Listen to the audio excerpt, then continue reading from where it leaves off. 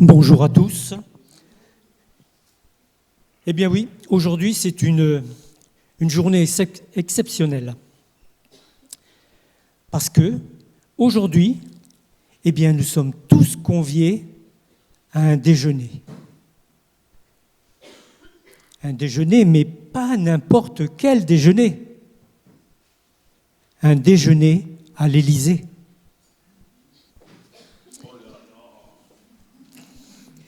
Aussi, je voudrais partager avec vous un passage qui se trouve bien entendu dans la Bible, en 2 Rois, au chapitre 4, et à partir du verset 38,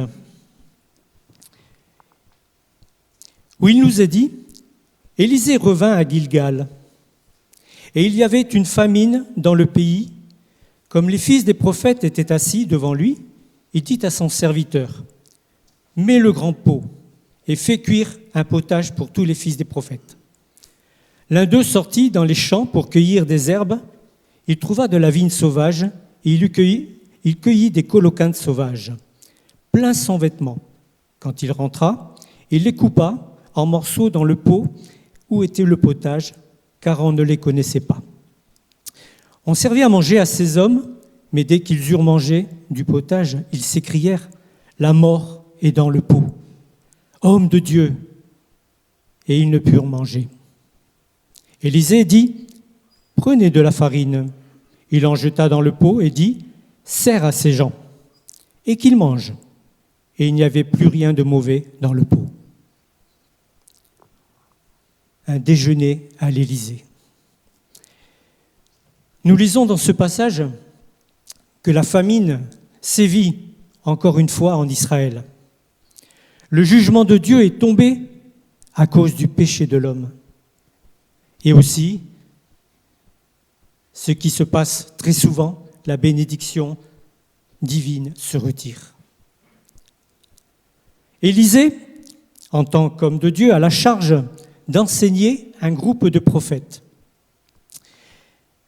100, nous le voyons un peu plus loin dans ce passage, 100 exactement, qui nous est précisé au verset 43.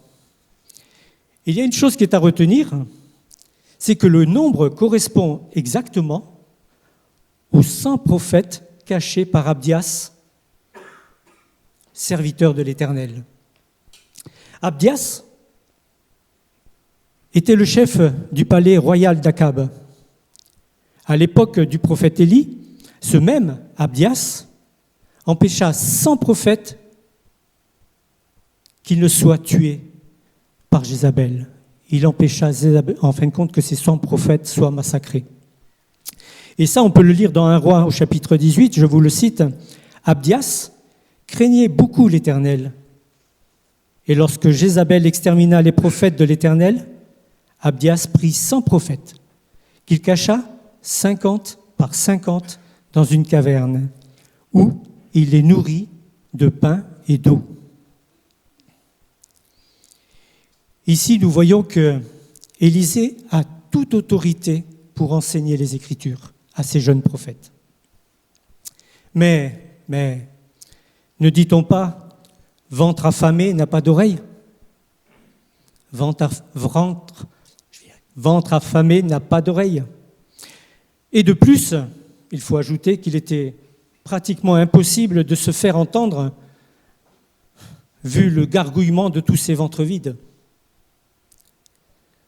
Nous sommes loin, ici, des grandes écoles privées, hors de prix, où les jeunes gens sont endimanchés tout au long de la semaine.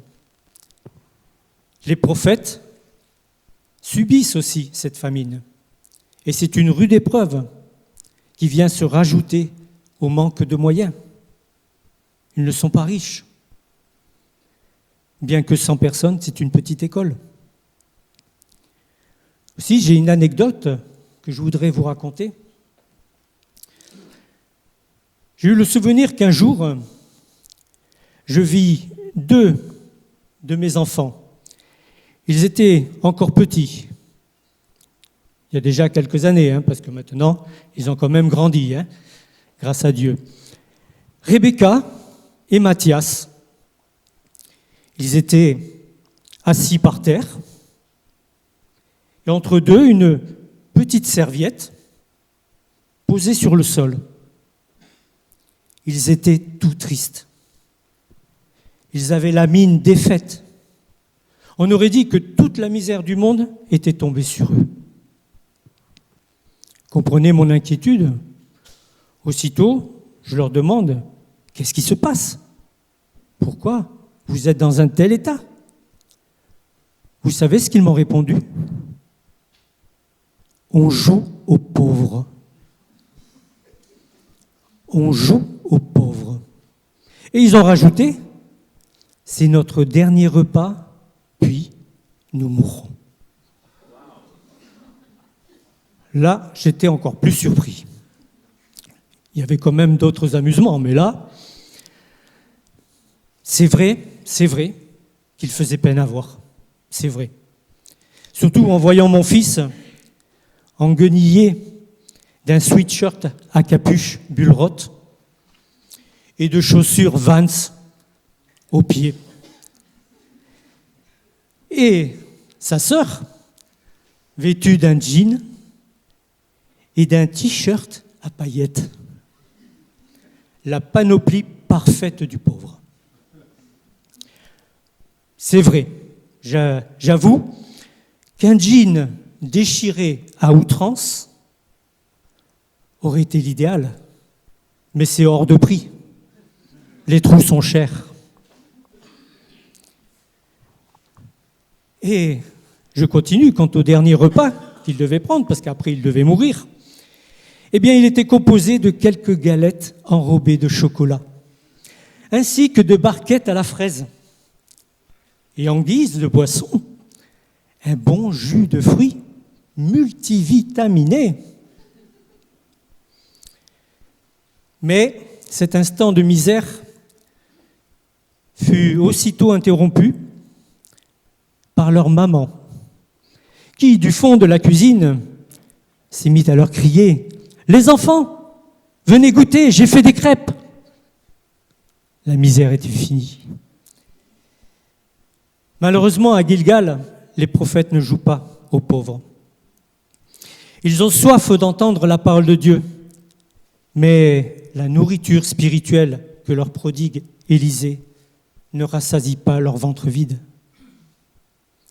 Par des situations difficiles et même tragiques, Dieu peut nous mettre à l'épreuve pour savoir si nous l'aimons, comme il est dit, de tout notre cœur et de toute notre âme.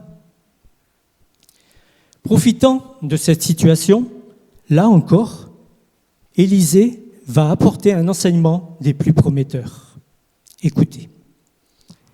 Élisée fait apporter la grande marmite et ordonne à son serviteur, on suppose Géasi, de préparer un potage pour tous ces gens. Les denrées, effectivement, sont de plus en plus rares, surtout en période de crise. Plus rien dans les rayons du supermarché. À moins d'un miracle, le bouillon ne fera qu'étancher leur soif. C'est alors qu'un jeune prophète, plus dégourdi que les autres, eut la bonne idée de rajouter quelques herbes, histoire de donner un peu plus de saveur à ce potage, un petit goût de Provence, un peu de thym, de romarin, de la ciboulette, du laurier, enfin, ce qui se présentera. Et voilà notre apprenti cuistot en herbe, déambulant dans les champs en quête de quelques ingrédients. Miracle. Au détour d'un chemin, il tombe nez à nez et aussi en extase devant quelque chose qui lui semble des plus appétissants, bien charnu, et qui, de bonne grâce, apportera de la consistance à ce potage. Il ne sait pas ce que c'est, mais très attiré par sa couleur éclatante et sa beauté. Il vient de découvrir l'existence des coloquintes sauvages, de la famille des cucurbitacées. C'est une sorte de concombre ou de courge. Là, vous en avez quelques spécimens. Concombre ou de courge. On en trouve sur les étals des marchés. Et vous voyez bien qu'ils ont de très jolies couleurs. Ça a l'air appétissant. Mais quand on ne les connaît pas, ça peut devenir tragique. Alors ce qui se passe, eh bien aussitôt, il s'empresse de récupérer le plus possible. Heureux et fier de sa découverte, et sans mot dire, il en remplit son manteau, et sans mot dire, il les découpe en morceaux et les jette dans la marmite. Le potage est enfin prêt. Tous, alors tous, en salivent d'avance. Mais, à la première cuillerée, après avoir rendu grâce, ils crurent rendre l'âme. Le potage est tellement amer qu'il en est immangeable. Cauchemar en cuisine. Il faudra tout jeter. Je connais un certain chef étoilé, que vous connaissez certainement aussi, un certain Philippe Etchebest, qui aurait certainement dit « Tu as goûté ? Tu as bien goûté ton plat avant de le servir ? Non, même pas une étoile. » Ce jeune homme, pourtant dévoué et plein de bonnes intentions, est à la fois non coupable, parce qu'il ne connaissait pas ce fruit. Ils ne sont plus, mais ce n'est pas grave. Mais il y en a certains qu'on ne saurait pas nouer et qu'on n'oserait peut-être même pas manger, par leur aspect, même s'ils sont de très belles, avec de belles couleurs. Mais il ne connaissait pas ce fruit, donc il n'était pas coupable. Mais il était coupable aussi parce qu'il n'avait pas pris conseil auprès d'Élisée. Rappelez-vous, il est arrivé, plein son manteau, il a coupé les morceaux et il a jeté ça dans la marmite. Il est clair que la situation aurait pu être dramatique, car, je ne sais pas si vous le savez, le colocynte sauvage est un puissant purgatif.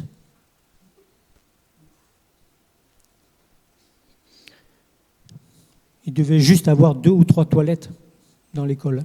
Ils étaient une centaine, plus d'une centaine. C'est un puissant purgatif et qui, à grande dose, peut aller même jusqu'à entraîner la mort. Je parle du colocynte sauvage.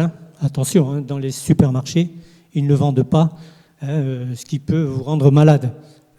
Mais il faut savoir que la plupart de ces colocyntes, on s'en sert, pour ceux qui ne sont pas comestibles, comme décoration. Parce que c'est très joli. Le colocynte sauvage, comme vous le voyez, est attirant. Parce qu'il présente bien, doté de couleurs vives et chatoyantes. Mais l'apparence joue parfois bien des tours. N'est-ce pas ? Les champignons les plus colorés ne sont-ils pas les plus toxiques et même parfois mortels ? Les oiseaux les plus éclatants sont parfois les plus cruels. Et il y en a d'autres même qui changent de couleur pour attirer leur proie.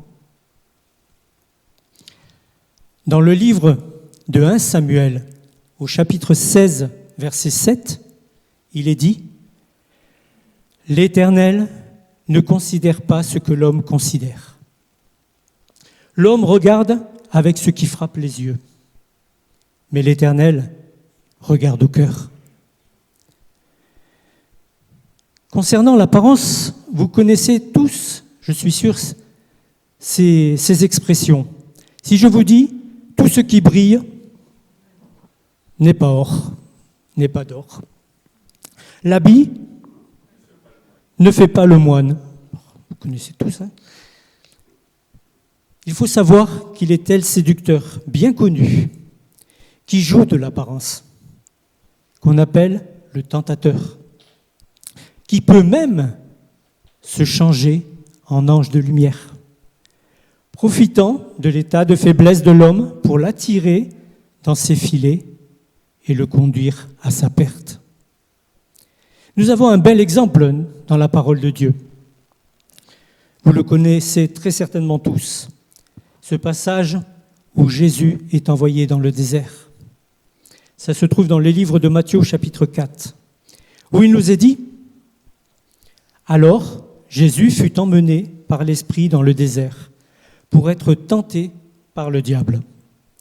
Après avoir jeûné 40 jours et 40 nuits, il eut faim. Le tentateur s'étant approché lui dit « Si tu es le Fils de Dieu, ordonne que ces pierres deviennent des pains. » Jésus répondit « Il est écrit, l'homme ne vivra pas de pain seulement, mais de toute parole qui sort de la bouche de Dieu. » Le diable le transporta dans la ville sainte, le plaça sur le haut du temple et lui dit « Si tu es le Fils de Dieu, jette-toi en bas, car il est écrit, il donnera des ordres à ses anges à ton sujet, et ils te porteront sur les mains, de peur que ton pied ne heurte contre une pierre. » Satan cite les Écritures, parce que ce passage, vous le trouvez dans le psaume 91. Jésus lui dit, il est aussi écrit, tu ne tenteras point le Seigneur, ton Dieu.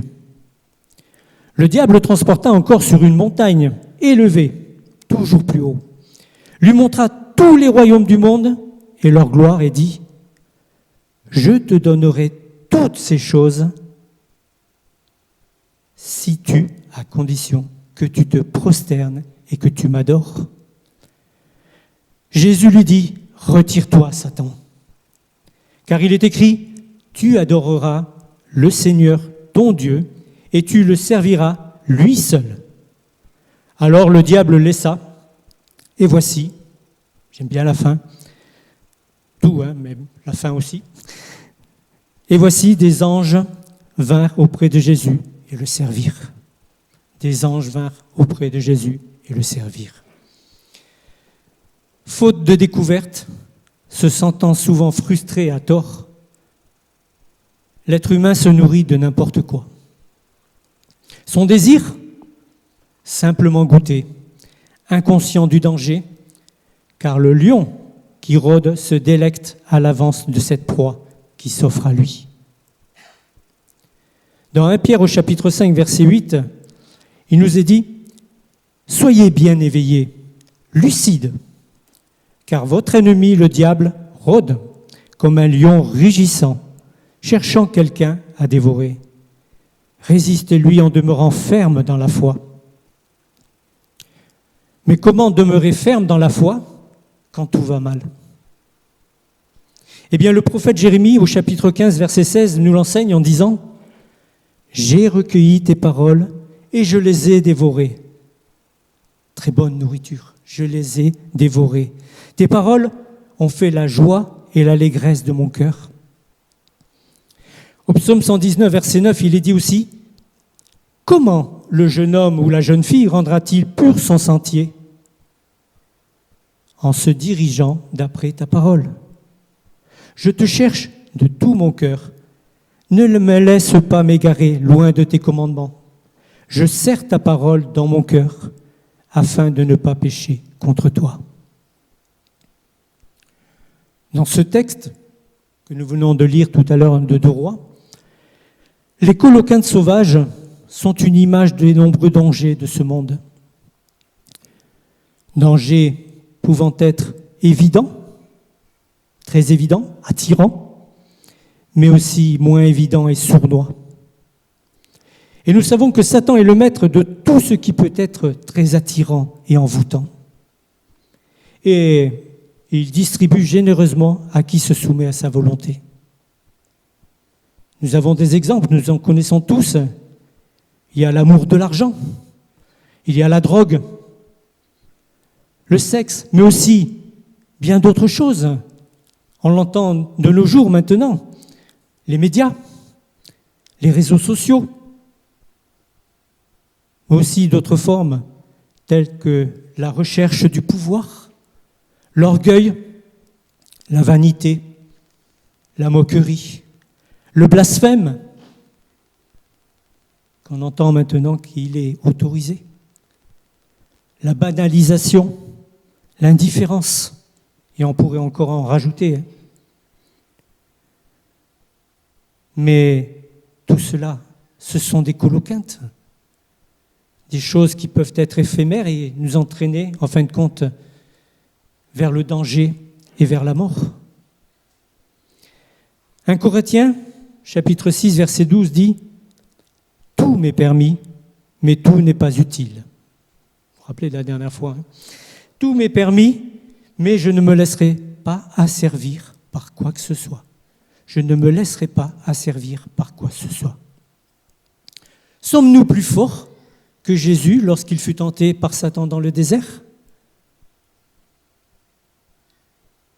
Je suis fort, je suis costaud, je suis capable. Non, je n'irai pas jusqu'au bout. Je connais mes limites. Et le fameux « la force est en toi », laisse place plutôt à « la force est en Christ ». La force est dans le sang de Christ. C'est Paul lui-même qui a dit « Je puis tout par celui qui me fortifie ». Dieu nous appelle à la vigilance. Rappelons-nous les mots de Jésus s'adressant au Père, très exactement en Jean 17, lorsqu'il fit cette prière au Père, concernant tous ceux qui lui appartiennent, chacun de nous ici même, tous ceux qui ont mis leur confiance en lui. Il a dit « Je ne te prie pas de les ôter du monde, mais de les préserver du malin. Ils ne sont pas du monde. Sanctifie-les par ta vérité, mets-les à part. Ta parole est la vérité. » Et je rajouterai 1 Corinthiens chapitre 10, verset 12 aussi, où il nous est dit « Ainsi donc, que celui qui croit être debout prenne garde de tomber. Aucune tentation ne vous est survenue qui n'ait été humaine. Et Dieu, qui est fidèle, ne permettra pas que vous soyez tentés au-delà de vos forces. Mais avec la tentation, il préparera aussi le moyen d'en sortir, afin que vous puissiez la supporter. » C'est la parole de Dieu. Ce sont des versets très importants. Et c'est des versets qui servent en fin de compte à nous édifier, à nous faire avancer et à être encore plus vigilants de jour en jour. Plus ça va mal dans le monde en ce moment. Mais il faut savoir que le Seigneur reviendra que justement quand tout ira encore plus mal. Tout problème a sa solution. Vous connaissez ça aussi, hein ? Tout problème a sa solution.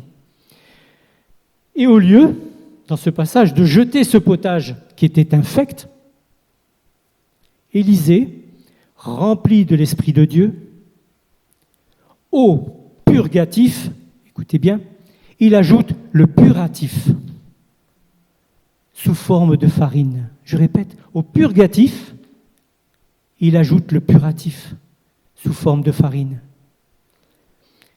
Il faut savoir qu'ici, il n'y a rien de magique, mais plutôt un acte prophétique annonçant celui qui peut tout rendre pur.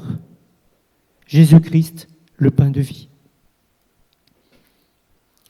On sait que dans la parole de Dieu, la farine, ou la fleur de farine, plus souvent il nous est dit, donc ce qui est encore plus pur, est l'image de la pureté et de la sainteté.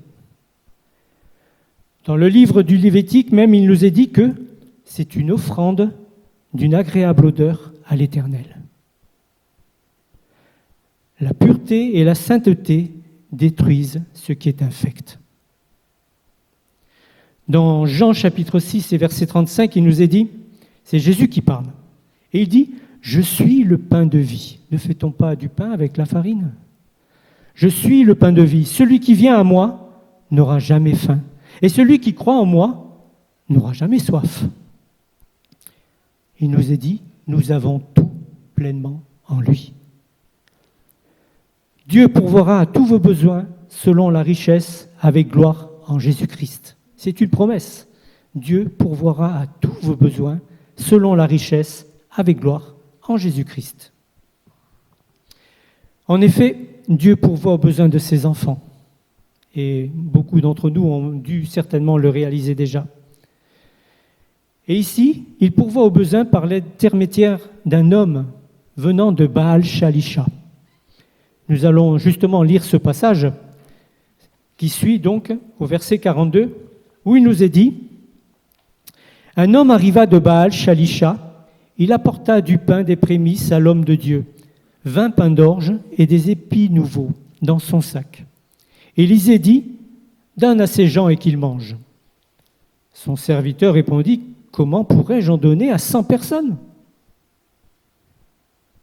On va rappeler certains passages là, qui nous viennent en mémoire. Mais Élisée dit, donne à ces gens et qu'ils mangent. Car ainsi parle l'Éternel, on mangera et on en aura de reste. Il mit alors les pains devant eux et ils mangèrent et effectivement, ils en eurent de reste selon la parole de l'Éternel.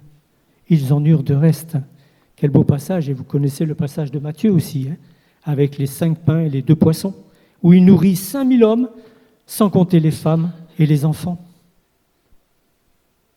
Ce sont de très beaux miracles, mais à Dieu tout est possible.